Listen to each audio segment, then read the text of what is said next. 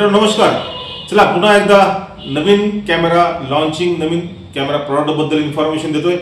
माझे अनेक मित्र आहेत, बरेचसे मित्र आहेत जे कॅनॉन युजर आहेत, त्यांना कॅनॉन अपेक्षित असतं. निकॉन युजर आहेत जे निकॉनचे अनेक कॅमेरे वापरतात, जुन्या D40 पासून तर आता अपडेट कॅमेरापर्यंत. सोनीचे युजर्स आहेत तर ते सोनी कॅमेरावर त्यांचं माइंड, त्यांच्या माइंडवर सोनी कॅमेराबद्दल एक वेगळीच अप्रूप आणि कलर टोन बद्दल माहिती असते. कॅनॉन युजर असतात त्यांचं म्हणणं असतं की माझ्या कॅमेऱ्यामध्ये हा अमुक टोन येतो. आणि निकॉन युजर म्हणजे वेडिंग जे फंक्शन चालतं आपलं, वेडिंग फंक्शनमध्ये वेगवेगळे व्हरायटी ऑफ लाईट्स, अनेक रंगसंगतीचे प्रकार, अनेक लाईट स्त्रोत, प्रकाशाचे प्रकार ज्यावेळेस एखाद्या इमेजवर पडतात ते कॅप्चर करण्यासाठी आता अपडेटमध्ये टेक्नॉलॉजीमध्ये तुम्हाला जर फास्ट प्रोसेसरचे कॅमेरे अपेक्षित आहेत तर माझ्या हातात एक कॅमेरा आहे, नवीन लॉन्च झालेला कॅमेरा. दिसते तुम्हाला कॅमेरा? पण या कॅमेऱ्यावर हा कॅमेरा तुम्हाला का दाखवतोय? हा it is my old camera, Cosina camera, जुन्या काळातील म्हणजे 86-88च्या काळामध्ये या कॅमेऱ्यावर मी अनेक वेळेस फोटोग्राफी केली आहे. म्हणजे ज्या कॅमेऱ्याच्या बॉडीवर, फंक्शनवर इन्स्टंट बटन आहेत, इट विल बी प्रोफेशनल.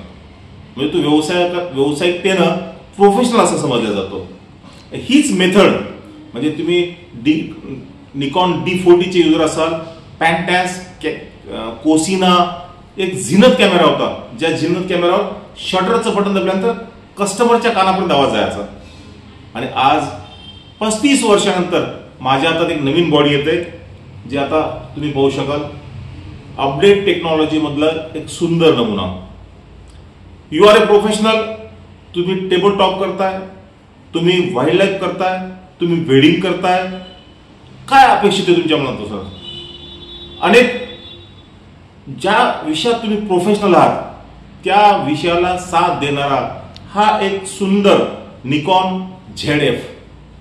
मित्रांनो, फुल फ्रेम फॉर्मॅटमध्ये तुम्ही ज्यावेळेस वर्क करता तर आता सध्याच्या काळामध्ये मार्केटमध्ये अनेक कॉम्पिटिशन असतात, पण कॅमेऱ्याच्या बाबतीत तुम्ही जर अपडेट होऊ इच्छिताय तर या कॅमेऱ्याला सध्या फोटो आणि व्हिडिओमध्ये. चला मित्रांनो, या कॅमेऱ्याच्या थोड्याशा जनरल माहितीबद्दल पाहूया आपण. याचं पहिलं फंक्शन सांगता येईल मला की ज्या कॅमेऱ्याच्या बॉडीवर जास्त तुम्हाला ISO, स्पीड, जे काय फंक्शन तुम्हाला इन्स्टंट चेंज करायचे तर तुम्हाला व्ह्यूफाइंडर मध्ये जाऊन पाहण्याची गरज नाही. म्हणजे व्ह्यूफाइंडर मध्ये तर आतमध्ये तुम्हाला सेट करताच येतात, पण बॉडीवर इन्स्टंट आहे. तुम्हाला ISO दिलेलं आहे इन्स्टंट, अपर्चर, शटर स्पीड, बाकीच्या ज्या काही फंक्शन जे तुम्हाला इन्स्टंट वापरायचे, विदिन क्विक वापरायचे, ते सर्व बॉडीवर हे फंक्शन दिले. त्याच्यामुळे या कॅमेराला प्रोफेशनल मध्ये थोडासा या काळात अपडेट बनता येईल. हा झाला ओल्ड न्यू या दोन्हीतला फरक.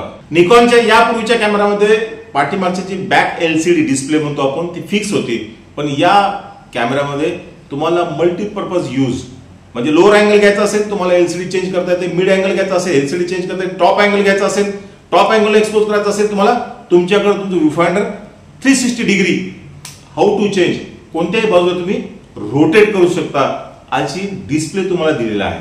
मित्रांनो, काळ मला आठवतो की ज्या कॅमेऱ्यामध्ये रोलची स्पीड म्हणजे 100, 120, 60 रोलची स्पीड म्हणतोय मी, शटर स्पीड नाही.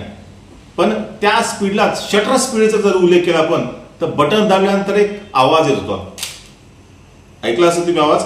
पण या कॅमेऱ्याचं एक वैशिष्ट्य आहे की या कॅमेऱ्याचं बटन एक्सपोज केल्यानंतर तुमच्या कानापर्यंत सुद्धा आवाज येणार नाही, इतकं सायलेंट बटन तुमचं एक्सपोज केलं जातं. हे सांगण्यामागचं कारण मूळ असं आहे की यामध्ये असलेलं प्रोसेसरची जे कॉम्पॅक्ट आहे, प्रोसेसर जे आहे, it will be high speed. म्हणजे मॅन्युफॅक्चरिंग करतानाच कंपनीनं या छोट्या छोट्या गोष्टीला अपडेट केलेलं आहे. तर या ठिकाणी जे तुम्हाला मिळतं हे प्रोसेसर आहे Xpeed 7 प्रोसेसर, ज्यामुळे तुम्हाला या कॅमेऱ्याचे ऑपरेटिंग फंक्शन हे इझी ऑपरेट करता येतील. प्रोफेशनल सिनेमॅटोग्राफर आजकाल मार्केटमध्ये brightness, contrast, sharpness, CMYK, RGB colour टोनवर जे विचार करणारे लोक आहेत तर आता यामध्ये N-Log तुमच्या करताय 10 बीट. त्यामुळे मित्रांनो, क्वालिटीला 4K 60p वर जर तुम्ही रेकॉर्ड करत असाल तर जिनियस क्वालिटी तुम्हाला या कॅमेऱ्यानं स्पेशली सिनेमॅटिक साठी तुम्हाला मिळेल.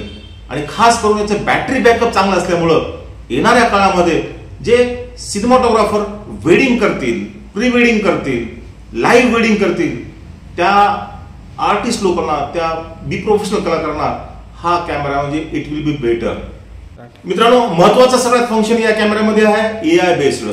जमाना बदलतोय, एआय टेक्नॉलॉजी अपडेट होतोय, तो बेस याच्यामध्ये आहे.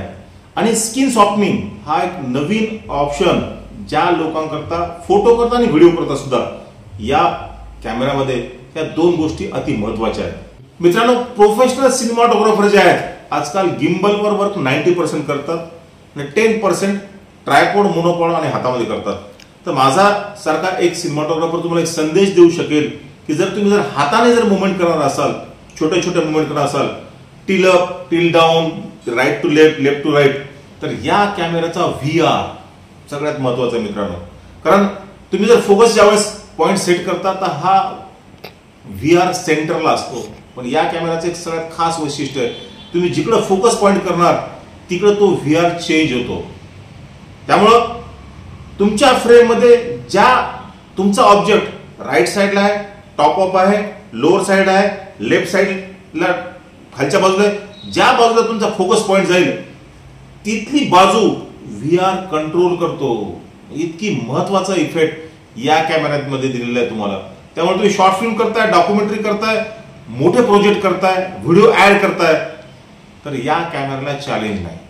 मित्रांनो, फोकस पॉइंट मध्ये डिटेक्शन महत्वाचा भाग आहे. म्हणजे काही कॅमेऱ्यामध्ये 2 पॉइंट डिटेक्शन म्हणजे बॉय आणि कपल आय डिटेक्ट करू शकता तुम्ही. पण 9 सब्जेक्ट, 9 विषय वेगवेगळे. म्हणजे तुम्हाला उडत्या पक्षाचा जर फोटो काढायचा असेल तो सुद्धा डिटेक्ट होईल. तुम्हाला एखाद्या सायकल्सवर जम्प मारत असेल एखाद्या भागातून तो सुद्धा डिटेक्ट होईल. धावती रेल्वे आहे अनेक स्पीडनं, ती सुद्धा डिटेक्ट होईल. आणि विमानाची पळणारी रेंज आहे ती सुद्धा डिटेक्ट करण्यात येतील. वेडिंग मध्ये तुम्ही अनेक मूड डिटेक्ट करू शकता. म्हणजे 9 विषय, 9 सब्जेक्ट डिटेक्ट करण्याची कॅपॅसिटी या कॅमेऱ्यामध्ये. त्यामुळे आपला अंदाज येईल.